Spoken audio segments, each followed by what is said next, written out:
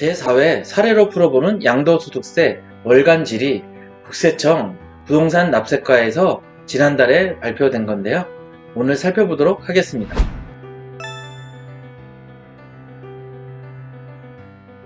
사례로 풀어보는 양도소득세 월간 질의 탑10, 이번에는 장기 임대주택에 대해서 얘기해 보도록 하겠습니다.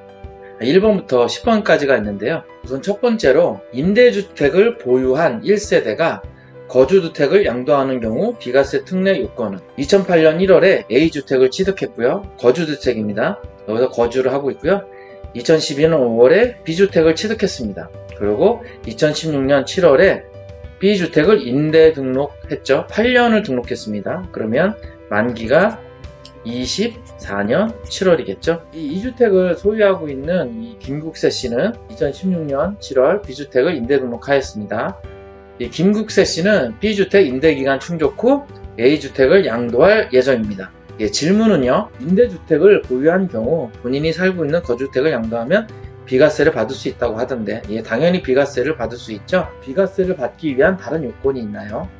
여기서는 답변은 비과세 적용은 가능하죠. 여기 보시면 거주주택 양도 시 비과세 적용이 가능한 곳이나 장기 임대주택은 임대료 5% 증액 제한 등 일정 요건을 충족해야 합니다. 그리고 아래 별표를 보시면 임대기간, 임대 개시일 당시 기준 시가 6억 원입니다. 수도권이요. 비수도권은 3억 이하 조건이 있습니다. 여기 보시면 거주주택 특례 적용 시 장기 임대주택 요건이 있죠. 이 구분점이 보시면 2018년 3월 31일 이전이냐, 2018년 4월 1일부터 20년 7월 10일 이전이냐, 7월 11일부터 20년 8월 17일, 그리고 2020년 8월 18일 이후냐에 따라서 이 소득령 조건이 있죠. 가목, 마목이 있는데 세부 법정 사항이고요. 의무 임대기간을 보시면 5년이 있고 5년이 있습니다. 그리고 2020년 7월 11일부터 8년이 생겼고요. 2020년 8월 18일부터는 무조건 10년입니다. 보시면 장기 단기가 있었고요. 장기 단기가 있었고 20년 7월 11일부터는 이제 장기입니다. 장기로만 가능했고요. 기준 시가는 앞에서 잠깐 봤듯이 임대 개시일 당시 수도권 6억 원, 비수도권은 3억 원 이하여야 되는 조건이 있고요. 임대료 상한은 무조건 5% 이하, 2019년 2월 12일부터고요. 그 전에는 5% 이상 올렸어도 상관이 없는 것입니다. 5% 이상 올리셨어도 상관이 없는 거고요. 이제 아래 해석 사례를 보시면 이 질문이 있죠. 거주주택 보유하다가 거주주택을 먼저 양도하는 경우, 임대주택을 양도하는 경우 양도소득세 신고 방법 쭉 읽어보시면 되고요.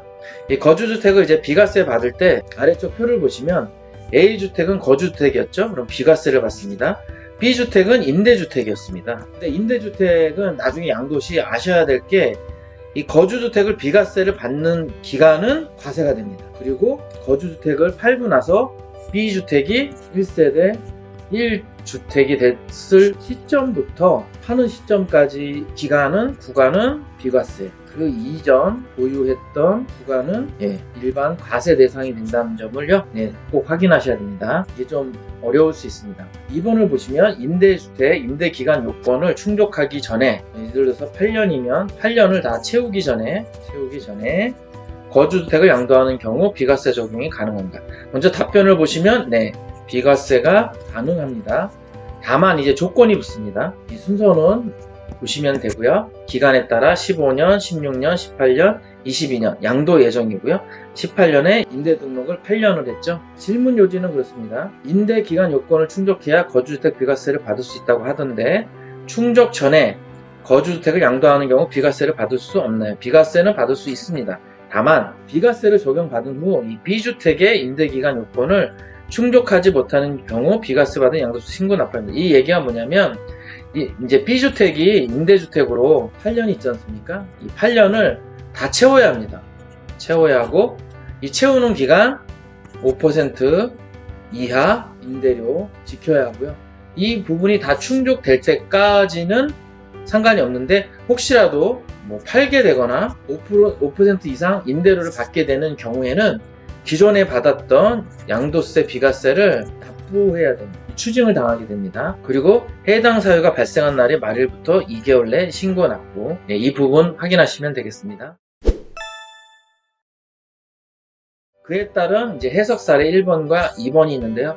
이건 이제 쭉 읽어보시면 될 것 같습니다. 이제 세 번째로 임대주택이 자동 말소된 경우 언제까지 거주주택을 양도해야 비과세가 가능한지. 우선적으로는 5년 이내입니다. 5년 이내. 그림을 보시면 12년 5월에 거주주택을 취득했고요. 14년 8월에 비주택도 취득을 하고 나서 16년 2월에 비주택을 임대 등록 8년을 했습니다. 그러면 24년 2월이 8년 만기죠. 24년 2월에 이제 자동 말소될 예정입니다. 임대주택이 자동 말소된 경우 언제까지 거주주택을 양도해야 비과세가 가능한가요? 등록이 말소된 후 5년 이내에 거주주택을 양도하면 거주주택 비과세 특례 적용이 가능합니다. 그러면 5년 이내에는 거주주택을 팔아야 비과세를 받는다는 얘기겠죠. 그리고 아래 보시면 의무 임대기간이 2분의 1 이상 임대 후 자진 말소하는 경우도 동일합니다. 이 임대 자진 말소하는 경우에는 임차인이 있으면 임차인 동의가 필수입니다. 임차인이 동의하지 않으면 자진 말소는 할 수가 없습니다. 이에 따른 해석 사례 1번과 해석 사례 2번 쭉 읽어보시면 되고요. 이 4번에 임대사업자의 거주주택 비과세 특례는 생애에 한 번만 적용된다고 하던데, 네, 지금 현재는 생애에 한 번만 적용이죠. 근데 이게 기간이 있습니다. 2019년 2월 12일, 2019년 2월 12일 이후부터는 한 번입니다. 네, 그 전에 한 번 받은 적이 있다. 그러면 2019년 2월 10일 이후에는 또 한 번 더 받을 수가 있는 거고요. 2019년 2월 10일 이후에 임대 등록을 새로 하거나 받은 경우에는 또 한 번 더 받을 수가 있습니다. 여기 질문을 보시면 거주주택 비과세 특례가 생애 1회만 적용된다고 하던데 양도세 비과세 적용이 안 되나요? 물어보시면 2019년 2월 12일 이후 이 경우에 최초 1회 거주주택 비과세 특례가 적용됩니다. 이 이전에 한 번 받으셨던 분들은 그 이후에 2019년 2월 12일 이후에 한 번 더 받으실 수가 있습니다. 이 해석 사례 1번과 2번과 3번 읽어보시면 되고요. 5번에 보면 임대주택이 자동 말소된 이후에도 임대료 5% 증액 요건을 지켜야 거주주택 비과세 특례가 가능한지, 이게 조금 이제 어려운 부분이 있을 수 있는데요. 잘 살펴보시면 2014년 4월에 A주택 취득했고요. 거주주택입니다. 2017년에 B주택을 취득해서 임대 등록 4년을 했습니다. 그러면 21년 1월에 이제 만기가 되는 거죠. B주택이 자동 말소가 됐는데, 임대주택이 이제 자동 말소된 경우에 자동 말소일로부터 5년 이내에 거주주택 양도 시 거주주택 비과세 특례가 가능하다고 하던데, 가능하죠.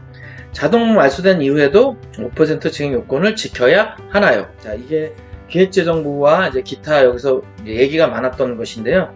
자동 말소된 경우에는 임대료 5% 증액 제한 요건을 준수하지 않더라도 거주주택 비과세 특례가 가능합니다. 그러니까 자동 말소 후에는 5% 증액 요건을 준수하지 않다는 얘기는 이상 올리더라도 양도세 비과세 적용이 가능하다고 나와 있습니다. 단 한 사람한테 계속 임대하는 경우에는 임대료 증액을 5% 지켜야 되고요. 사업자 등록도 유지해야 됩니다. 5년 동안요. 그러니까 다른 사람이 기존 임차인이 퇴거하고 다른 임차인이 입주할 때만 5% 이상 가능하다. 네, 이렇게 아시면 될 듯합니다. 네, 이에 따른 해석 사례 제목과 요주와 질의 내용 읽어보시고요. 내용이 많은 만큼 오늘은 여기까지 하고요. 다음 시간에 나머지 10번까지 진행하도록 하겠습니다. 감사합니다.